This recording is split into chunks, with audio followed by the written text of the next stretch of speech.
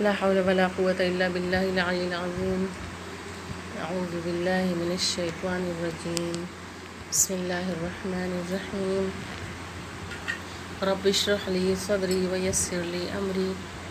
واحلل عقدة من لساني يفقهوا قولي. اللهم صل على محمد وآل محمد وعجل فرجهم. محترم سامعین، السلام علیکم. آپ کے حاضر خدمت ہے موضوع درس احکام، درس نمبر 11. جیسا کہ ہم سب کا سلسلہ گفتگو چل رہا تھا، درس نمبر 9 مطہرات کے بارے میں، اور مطہرات کی قسمیں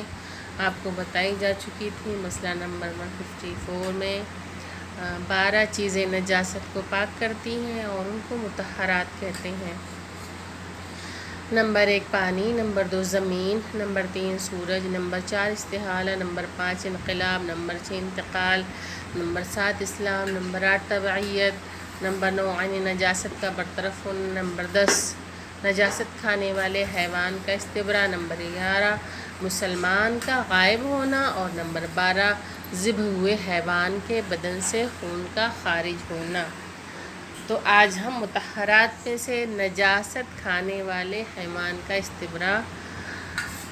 اور مسلمان کا غائب ہونا، اس کے علاوہ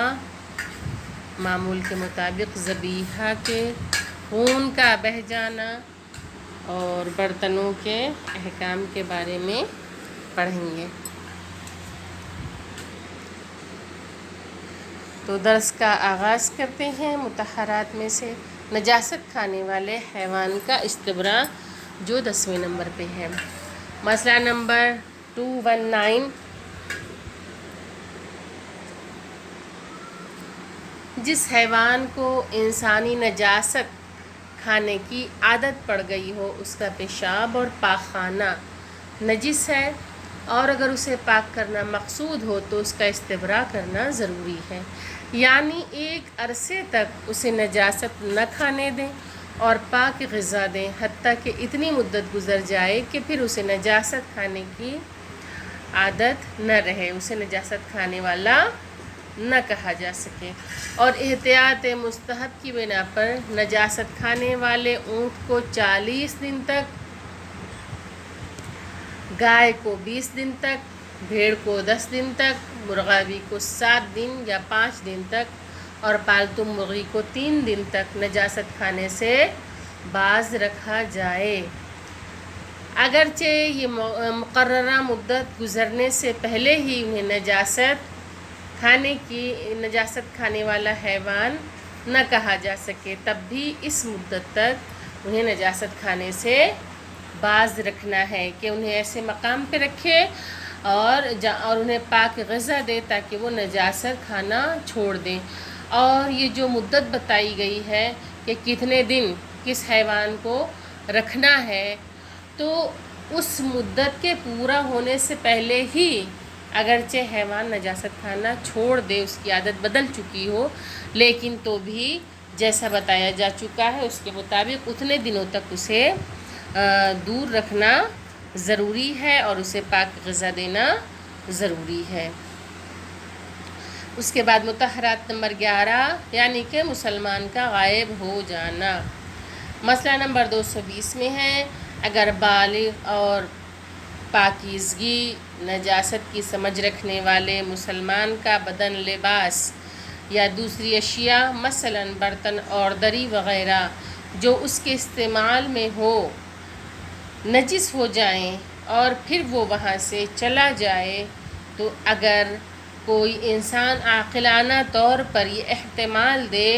کہ اس نے یہ چیزیں دھوئی تھیں تو وہ پاک ہوں گی. مثلا اگر کسی مسلمان بالغ عاقل شخص کی استعمال کرنے والی چیزیں مثلا دری ہے یا لباس ہے اور اسی طرح دوسری اشیاء ہیں، یعنی برتن وغیرہ میں عین نجاست لگ جاتی ہے، لیکن اس کے بعد وہ شخص ہم سے کچھ دیر کے لیے اوجھل ہو جائے، وہ سامان اوجھل ہو جائے، تو اگر کوئی شخص عاقلانہ طور پہ یہ احتمال کرے کہ اسے 70% کی یقین ہے کہ اس نے اس چیز کو دھو لیا ہے تو وہ ہمارے لیے پاک ہو جائیں گی، بھلے ہی اس نے دھویا ہو نہ دھویا، یہ اس کی ذمہ داری، لیکن وہ مسلمان چونکہ ہماری نظروں سے اوجھل ہو گیا اور کسی نے اس کے بارے میں یہ گواہی دی کہ یہ چیز دھو لی گئی ہے، یہ برتن دھو لیا گیا ہے، یہ لباس دھو لیا گیا ہے، یہ دری دھو لی گئی ہے، تو اس کے بعد وہ چیز جو ہے وہ ہمارے لیے پاک ہو جائے گی اور ہم اسے پاک شمار کریں گے۔ مسئلہ نمبر 222، اگر کسی نے ایک شخص کا لباس دھونے کی ذمہ داری لی اور کہے کہ میں نے اسے دھو دیا ہے اور اس شخص کو اس کے یہ کہنے سے تسلی ہو جائے تو وہ لباس پاک ہوگا۔ کہ کسی نے کہا تھا کہ ہم تمہارا لباس دھو دیں گے اور اس کے بعد وہ یہ کہے کہ میں نے دھو دیا ہے اور ہمارے دل کو یہ اطمینان ہو جائے کہ یہ لباس دھویا جا چکا ہے تو وہ لباس ہمارے لیے پاک ہے۔ مسئلہ نمبر 223 میں ہے، اگر کسی شخص کی یہ حالت ہو جائے کہ اسے کسی نجس چیز کے دھوئے جانے کا یقین ہی نہ آئے، اگر وہ اس چیز کو جس طرح عام طور پر دھوتے ہیں دھو لے تو کافی ہوگا، کہ بہت سے لوگوں کو بہت زیادہ شک کرنے کی عادت ہوتی ہے، تو ایسے لوگوں کے بارے میں شریعت نے یہ کہا ہے کہ وہ اپنے شک کی پرواہ نہ کریں۔ تو اگر کسی شخص کی یہ حالت ہو جائے کہ اسے کسی چیز کے دھوئے جانے کا یقین ہی نہ آئے کہ پتہ نہیں دھوئی ہے یا نہیں دھوئی ہے، وہ یقین نہ کر سکے، تو پھر اسے چاہیے کہ جیسے عام طور سے لوگ دھوتے ہیں اسے دھو کے استعمال کریں۔ مطہرات میں سے نمبر 12 پہ معمول کے مطابق ذبیحہ کے خون کا بہہ جانا، مسئلہ نمبر 224، جیسا کہ مسئلہ نمبر 94 میں بتایا گیا ہے کہ کسی جانور کو شرعی طریقے سے ذبح کرنے کے بعد، شرعی طریقے سے یعنی اس پہ اللہ کا نام پڑھا گیا ہو اور وہ ذبح کیا گیا ہو نام خدا کے ساتھ، تو شرعی طریقے سے ذبح کے بعد اس کے بدن سے معمول کے مطابق ضروری مقدار میں خون نکل جائے تو جو خون اس کے بدن کے اندر باقی رہ جائے وہ پاک ہے۔ مسئلہ نمبر 225، مذکورہ بالا حکم جس کا بیان مسئلہ نمبر 224 میں ہوا ہے، احتیاط واجب کی بنا پر اس جانور سے مخصوص ہے جس کو حلال گوشت کہا جاتا ہے، یعنی کہ جس کا گوشت حلال ہو۔ جس جانور کا گوشت حرام ہو اس پر یہ حکم جاری نہیں ہوتا۔ اس کے بعد برتنوں کے احکام، مسئلہ نمبر 226، جو برتن کتے، سور یا مردار کے چمڑے سے بنایا جائے، اس میں کسی چیز کا کھانا پینا جبکہ تری اس کی نجاست کا موجب بنی ہو، وہ برتن کہ جو کتے، سور یا مردار کے چمڑے سے بنا ہو اور اس میں ہم کوئی تری ڈالیں تو اس کی وجہ سے وہ تر ہو گیا ہے، گیلا ہو گیا ہے، تو تری ہی اس کے نجاست کا موجب بنی ہو، حرام ہے، اور اس برتن کو وضو اور غسل ایسے دوسرے کاموں میں استعمال نہیں کرنا چاہیے جنہیں پاک چیز سے انجام دینا ضروری ہو، اور احتیاط مستحب ہے کہ کتے، سور اور مردار کے چمڑے کو خواہ وہ برتن کی شکل میں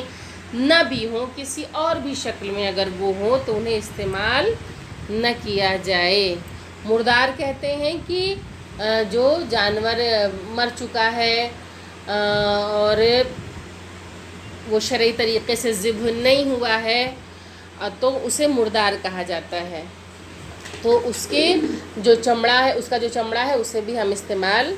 نہیں کر سکتے جو شرعی طریقے سے ذبح نہیں ہوا ہے۔ مسئلہ نمبر 227، سونے اور چاندی کے برتنوں میں کھانا پینا بلکہ احتیاط واجب کی بنا پر ان کو کسی طرح بھی استعمال کرنا حرام ہے۔ یہ بہت غور کرنے والی بات ہے کہ سونے اور چاندی کے برتنوں میں کھانا پینا احتیاط کی بنا پہ احتیاط کی بنا پہ استعمال کرنا حرام قرار دیا گیا ہے، کیونکہ اکثر یہ دیکھا جاتا ہے کہ ہمارے کچھ علاقوں میں یا کچھ جگہوں پہ لوگوں نے ایک رسم بنا رکھی ہے کہ جیسے چاندی کا کسی کے ہاں بچے ہیں ان کے دانت نکلتا ہے تو ماموں کی طرف سے چاندی کا پیالہ دیا جاتا ہے، چاندی کا گلاس دیا جاتا ہے، اور اسی میں اس بچے کو کھیر کھلائی جاتی ہے۔ یہ بھی دیکھنے لائق بات ہے کہ بہت شوق سے اس میں کھلایا جاتا ہے۔ تو کیا کہا گیا ہے، میرا مقصد صرف وہیں تک محدود نہیں ہے، کسی بھی صورت میں ان برتنوں کو استعمال کرنا، تو اس میں کھانا پینا جو ہے وہ حرام قرار دیا گیا ہے، لیکن ان سے کمرے وغیرہ سجانے یا انہیں اپنے پاس رکھنے میں کوئی حرج نہیں ہے، اگرچہ ان کا ترک کر دینا احوط ہے، اور سجاوٹ یا قبضے میں رکھنے کے لیے سونے اور چاندی کے برتن بنانے اور ان کی خرید و فروخت کرنے کا بھی یہی حکم ہے کہ ان سے گریز کرے احتیاط کی بنا پر۔ مسئلہ نمبر 229، ایسے برتنوں کے استعمال میں کوئی حرج نہیں جن پر سونے یا چاندی کا پانی چڑھایا گیا ہو، یعنی کہ جو صرف گولڈ پلیٹڈ ہیں، وہ سونے کے ہیں نہیں لیکن وہ گولڈن کلر کے ہیں، تو اس کے بارے میں یہ خیال ہے کہ ایسے برتنوں کے استعمال میں کوئی حرج نہیں ہے جس پہ صرف پانی چڑھایا گیا ہے گولڈ کا۔